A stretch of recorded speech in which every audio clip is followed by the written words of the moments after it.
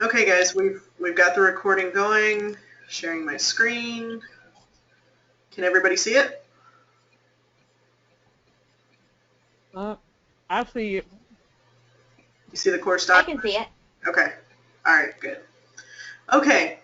All right. So first, let's talk about the midterm and the opportunities that you guys have ahead of you for some extra credit.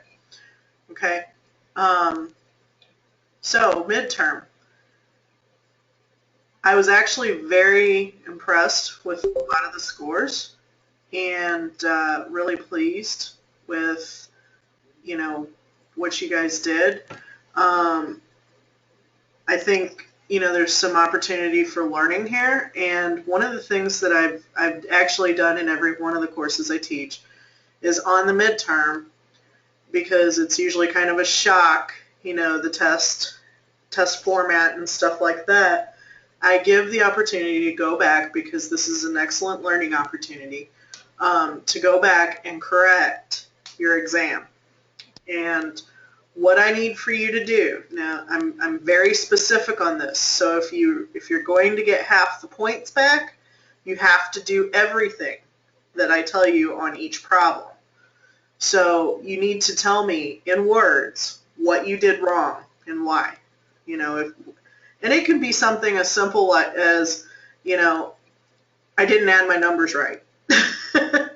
It can be that.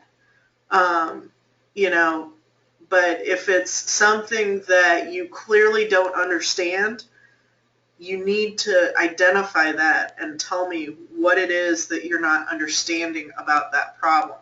So part of this opportunity is for you to self-identify what happened, what went wrong, and then to correct it by going through and taking a look at the correct answer and writing out in words what are the correct steps. So, or what is the correct concept that you missed. Okay, so for instance, let's say you missed one of the questions that said something about shareholders' equity.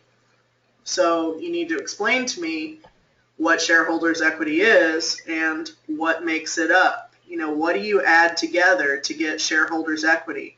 And if there's a component of that that you had to add up, like say you had to figure out income in order to get shareholders' equity, then you need to explain to me how you go about doing that as well. Okay? So a lot of this, yes, I want it in Excel, but a lot of it is writing and also working the problems out, showing me your formulas and stuff like that. If it's a conceptual problem, um, that didn't require a calculation, wasn't a number, then you need to explain to me the concept. Okay? Does that make sense? Okay. Is it pretty clear what I want you guys to do?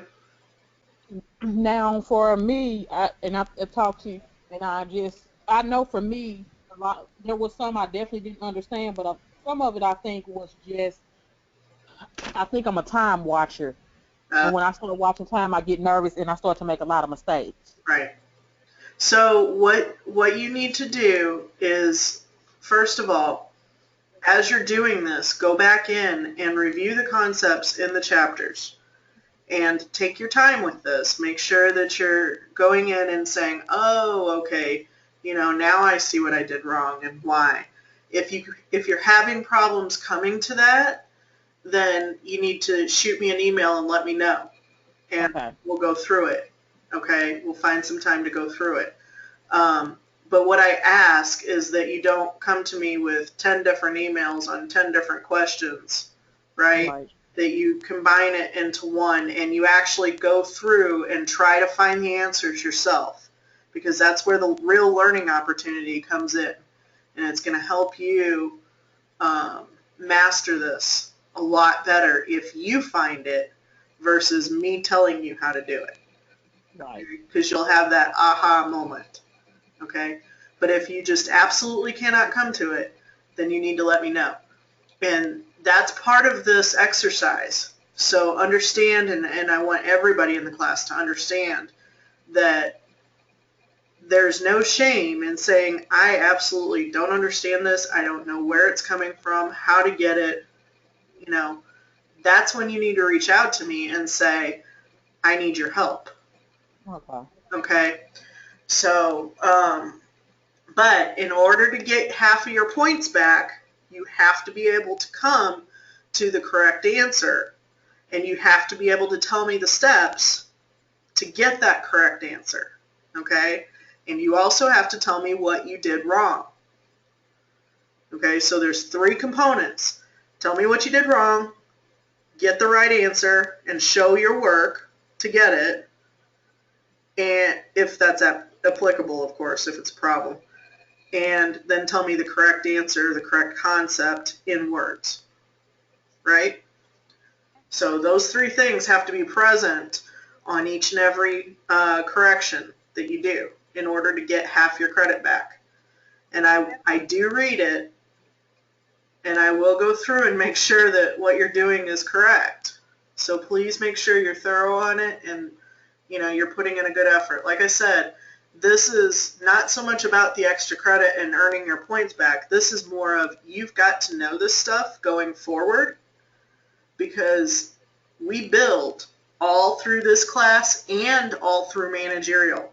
So if you don't learn this material here in financial accounting, you're going to have problems in managerial accounting.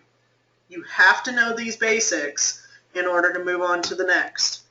And given the fact that I teach managerial accounting, I want you to learn it so that we don't have to spend time covering it again. Okay? It will make managerial accounting so much easier for you.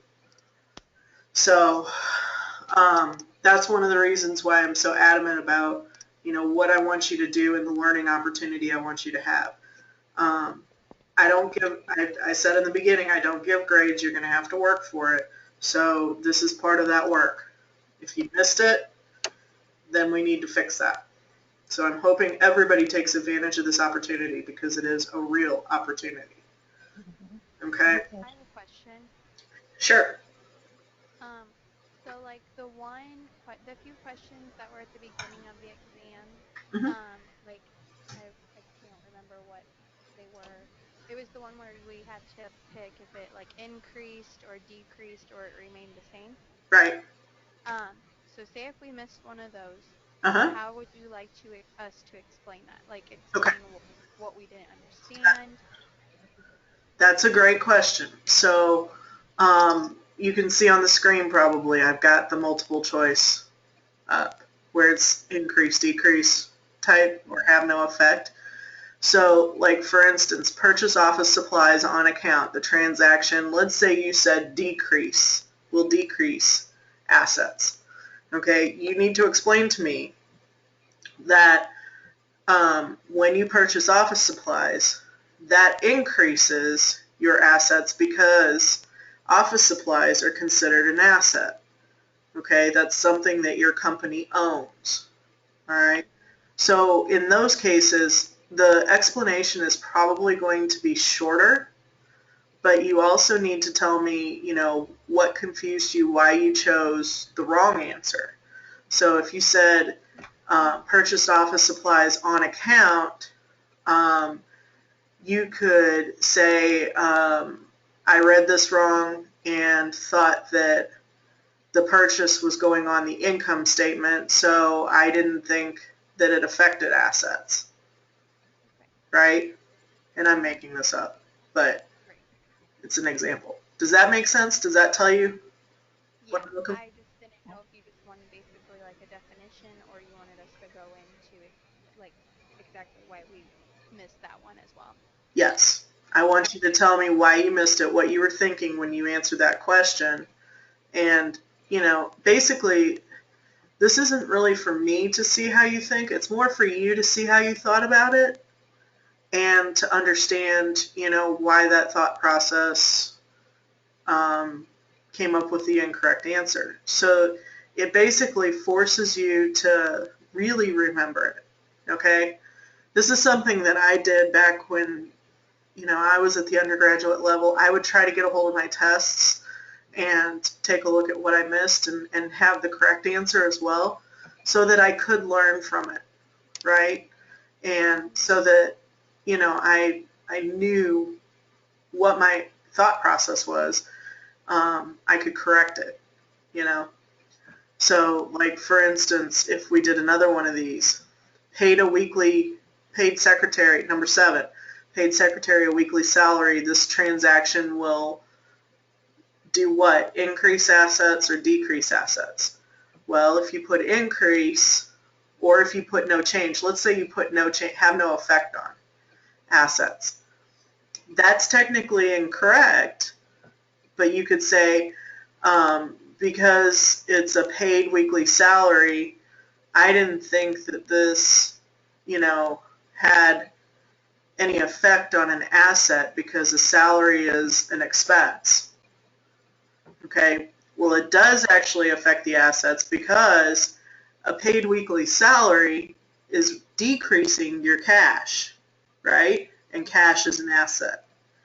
So that's what you would say to me, this transaction decreases assets because paying a salary decreases my cash, and cash is an asset. Okay. Okay? So does that make more sense? Yes. Thank you. No problem. I'm glad you asked that because I've had other people ask that in the past and I had forgotten about it. So, good questions.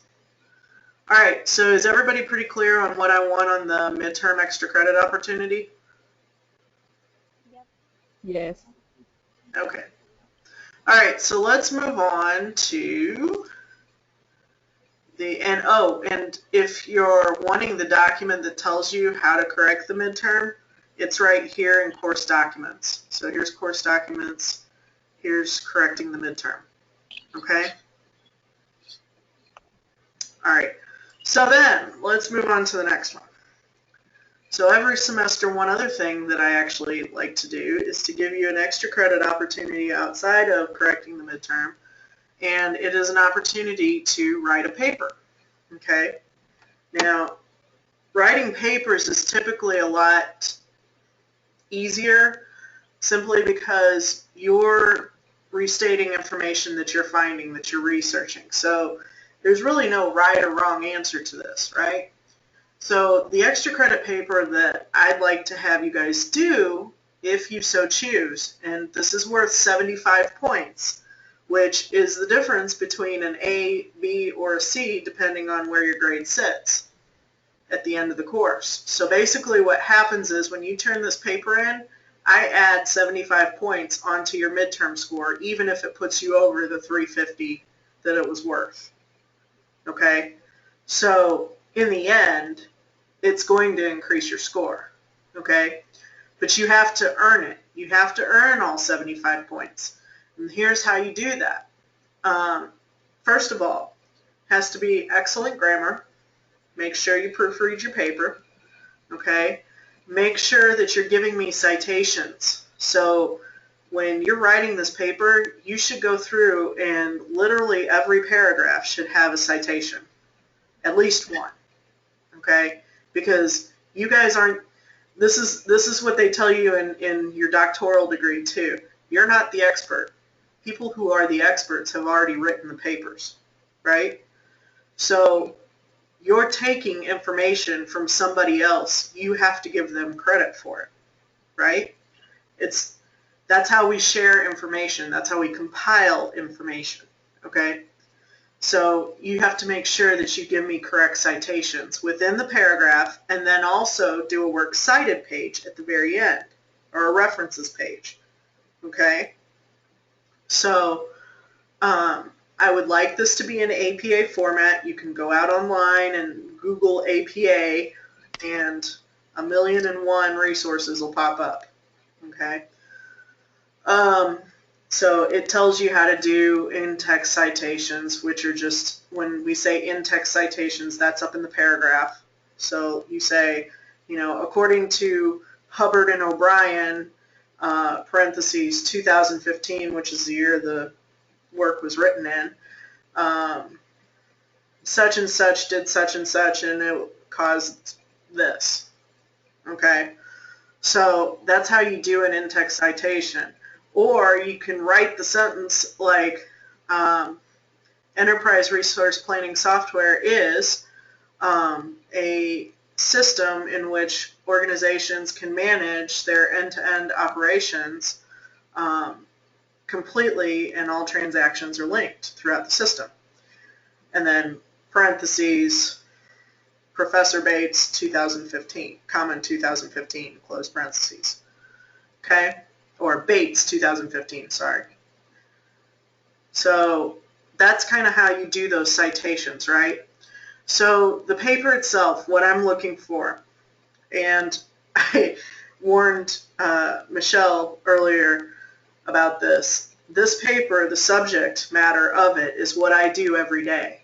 So I build ERP systems, enterprise resource planning systems. Okay, I maintain them, administer them, troubleshoot them, support them, you name it. I know these inside and out. And they have financial components, they have accounting components, they have operations, sales, marketing, e-commerce, support. They have end-to-end components that allow the business to run every single department, including HR, payroll, you name it. It's all in one system, and it's all linked. Okay? This is what you will face when you go out to any medium to large size company. They are typically using one of these ERP systems. And the ones that I have mentioned here, NetSuite, SAP, Oracle, Hyperion, and JD Edwards, are the most popular. Okay? And they are the most popular in the St. Louis area. So, or Kentucky for the ones that are in Kentucky. NetSuite is the one that I work on right now. It is the fastest growing ERP system in the world. To know it is highly desired. So this is going to benefit you in your career, no matter what you decide you're going to do, even if you're not going to do accounting or finance. Okay? HR uses this. Your sales teams use this. Your operations teams use it. Okay? Manufacturing, production, logistics, they all use it. Support. If you're going into IT, support people use these. It is important for you to understand how they work. Okay? So what I'm doing here is offering you the opportunity to actually do some research and gain some expertise on these systems that most graduates, when they get out of college, won't have. Okay? I have been an accounting manager. I've been an IT manager for the past, since 2000, almost 10 years now. So with that, I have seen, and I've hired a lot of graduates. Okay? I like hiring graduates because most of the time they're very trainable. Okay? And you can give them good habits. I will tell you, probably, 4 out of the 5 graduates that I've trained or that I've hired have not known what an ERP system is, and they've not known how to operate it, and it's a huge learning curve for them at the very beginning of their career. Okay? And they're not easy. They're very logical, but they're not easy to understand. So the reason I want you to kind of get a foundation of what this is to help you in your career. Okay? So an ERP system, or ERP enterprise resource planning software, it, like I said, runs the business end to end. Okay? One of the other questions I want you to answer is, how is this different from an accounting package? So for instance, how is NetSuite different from QuickBooks? Okay? QuickBooks, and I'll tell you the answer, but you need to find the research to back it up. QuickBooks only does the accounting side of things. It does your books. Okay? Whereas NetSuite does it all. It does your marketing, your support, your business ops, your HR, you name it. It does it all. QuickBooks can't do that. Okay? Then I want you to research what some of the challenges that are faced by organizations who implement ERPs, and what are the challenges faced by accounting-only packages, so like the QuickBooks people, okay?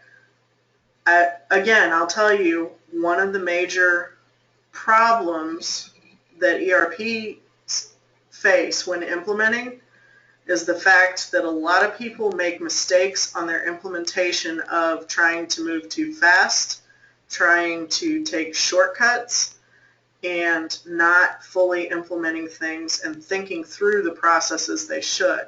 They also don't want to change their business processes.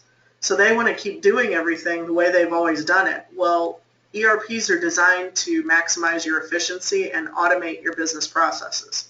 You can't always do it the way you've done it for 10 years. You have to be willing to change your own processes. It's called change management, okay?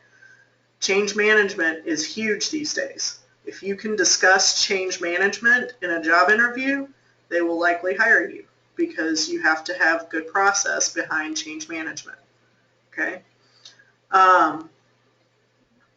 So that's one of the other questions. Then I want you to take a look at and do some of the little demos. So if you go on to netsuite.com, they've got demos all over the place on that website. Do some of the demos and see what it really does. Okay, see how automated and how cool it is. Okay, SAP, same way. They're a direct competitor of NetSuite.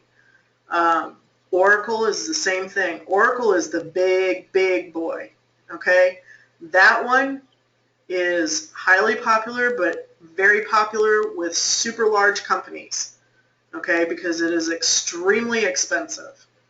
Okay, it's also extremely complex. So do a little research on that. Hyperion's another big one. And I know that there's a lot of Hyperion companies in St. Louis. There's also a lot of Oracle and J.D. Edwards.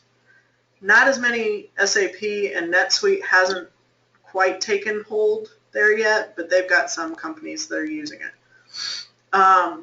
So do some research, do some of the demos. Tell me what are some of the benefits of each one of them, okay? Also, in addition to that, go out to Yahoo Finance or wherever you want to go. You can even go to the sec.gov and take a look at these companies' financials. Take a look at their market share. Take a look at their trends, okay? And provide an analysis of why you would choose the one you would choose to go with in your own company, okay? So just be aware, like I've said, they'll each one of them paint an extremely rosy picture and they've all got problems. I'll just be honest, even NetSuite. I love NetSuite. I am NetSuite through and through, but they've all got problems, okay? And NetSuite doesn't fit the business model for every single company out there. So it's also important to, relate that in with your analysis is when you choose one of these, how does it relate to your business? Why is it, working for that particular business as opposed to one of the competitors? Okay? So it's kind of a big paper to put in 750 words, okay? But I'm not asking you to get really detailed. Those 4 questions alone, if you do it right, you'll have 750 words before you know it. Okay? It's not a super long paper. Okay? So, what questions do you have? Did you say it has to be an APA? Yes. Okay. The question was, because I know it was kind of soft, does it have to be an APA? Yes. So do it in Microsoft Word. Do your other components of APA double-spaced, right? 1-inch margins, okay? And word count 700, at least 750. If you go over, that's awesome, okay? But make sure you get to 750, and that does not count the reference page. So that's your actual writing, Okay? And this is going to be due Sunday, October 11th. And on the midterm extra credit, that is going to be due Sunday, October 4th. I know I put it Sunday, October 3rd somewhere, and I've got to find that. But it is Sunday, October 4th. Okay? Okay. All right, what other questions do you have?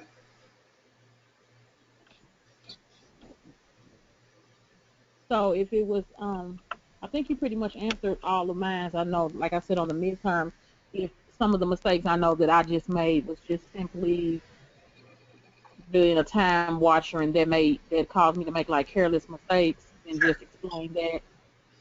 Um, yeah, I mean, if it was like an addition error or something, just say that. I just Okay. simply added the wrong numbers, or didn't pay attention to one of the details of the problem. You know, Okay. just stuff. I mean, I'd like for you, if you did actually, misunderstand the concept or whatever, go ahead and put that. Go ahead and admit that, because it also helps you to get comfortable with and recognizing too that we all make mistakes, and I make them all the time. So I don't have a problem admitting that, but the biggest thing is, how do you bounce back from it? How do you correct? And being able to identify the fact that, hey, I thought about this wrong, and I missed a concept, but here's how you do it right. Okay. Right? So there's positive ways to put that. Being wrong is not a negative thing. Being wrong and not admitting it is a negative thing. Okay? But being wrong and correcting yourself is positive, right? So just make sure that you're being honest with yourself, because when I read these, you know, I get some good answers. I got to tell you, I get some real good. I think somebody actually said to me once, I was a bonehead and added the last number wrong or something like that. And I thought to myself, well, that's honest. Good for them. But I do that all the time. I'll mix a number up or something, or if I transpose, rather than it being 75,000 and I put 57,000, well, there you go. Mhm. So it happens, so that's why I want to give you guys the opportunity to get half your points back on that. Um, so I think this is a good opportunity for you, and I hope you all agree. So. It definitely will help me out a lot. So, all right, what other questions do you have tonight? Is there any questions on Module 5 right now? Or I've been watching my emails, and I don't think I've gotten any, no. Um, oh, wait.